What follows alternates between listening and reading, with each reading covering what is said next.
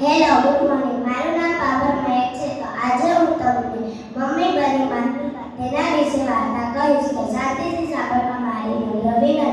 દુર્ગા પૂજાના દિવસો ચાલી રહ્યા હતા. મમ્મી અને દાદી દુર્ગા પૂજા તૈયારીઓ કરી રહ્યા હતા.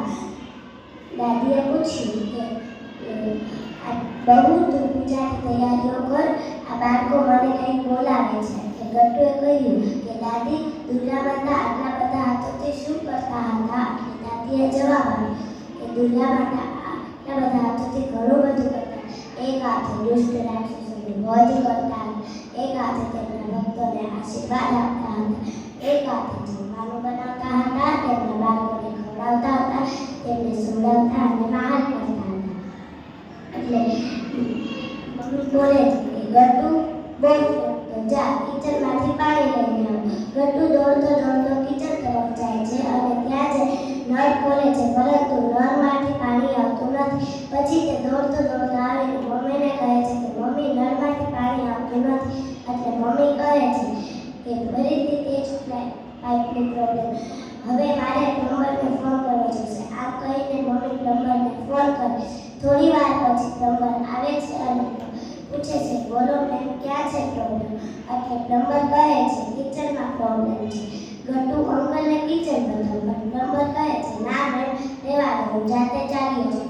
આમ કહીને પ્લમ્બર કિચન તરફ જાય છે અને મમ્મી પ્લમ્બરને જોઈ થોડું વિચાર કરે છે અને તે કહે છે કે માજી, તમને આ પ્લમ્બર થોડો વિચિત્ર નથી લાગતો? એટલે દાદી કહે છે કે મને પણ બહુ આ જમાનાનો કાંઈ જ ભરોસો નથી. પ્લમ્બર મને પણ થોડો વિચિત્ર લાગ્યો.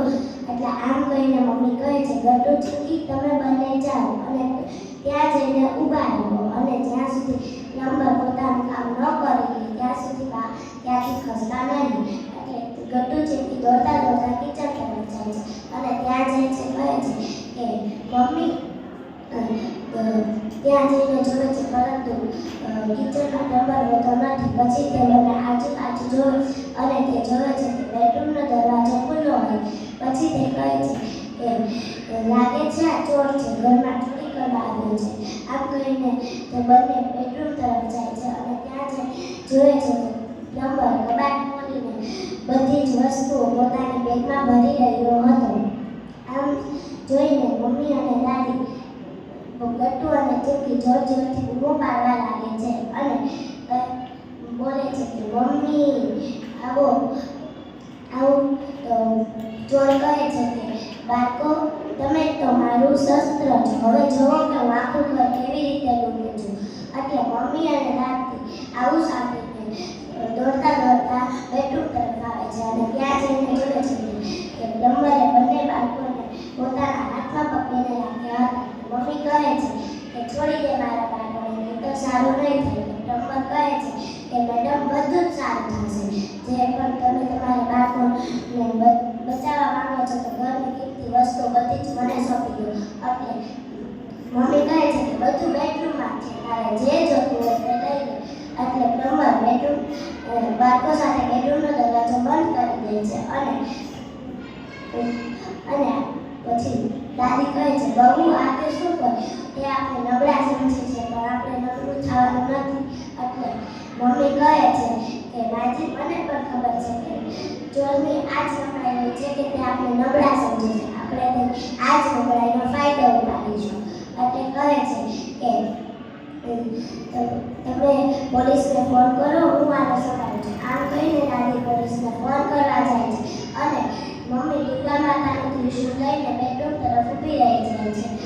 આમ પછી થોડો દરવાજો ખોલે છે, પરંતુ મમ્મીનું આ અવતાર જોઈને તે થોડો ડરી જાય છે અને બોલે છે કે આ શું પાગલપણ છે. એટલે મમ્મી કહે છે કે તારે જે કરવું હોય તે કર, અને આગળ વધીશ તો તારું ત્રિશૂળથી વધ કરી નાખીશ. એટલે પ્લમ્બર થોડો ડરી જાય છે અને આવું બધું થોડી વાર પછી મમ્મી અને દાદી પોલીસ અને આડોશીઓ સાથે આવે છે. પોલીસને જોઈ પ્લમ્બર બંને બાળકોને છોડી દે છે. બોલે છે, મેડમ, સર, બચાવો મને, આ મેડમ પાગલ છે. એટલે પોલીસ કહે છે કે અમે તને કહીશું કે કોણ છે પાગલ. આમ કહી ચોરને લઈ જાય છે અને કહે છે કે મેડમ થેન્ક યુ, તમારી લીધે આ ચોર પકડાઈ ગયો, પણ આ ચોર પાગલ છે, એ લોકોના મેકેનિક અને પ્લમ્બર બનીને ઘૂસી જાય છે.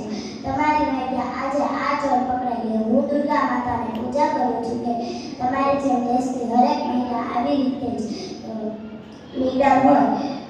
આ વાર્તાથી આપણે એ શીખ મળે છે કે આપણી મમ્મી દુર્ગા માતાનું રૂપ નથી તો પણ તે દુર્ગા માતાનું જ રૂપ છે. અસ્તુ, થેન્ક યુ.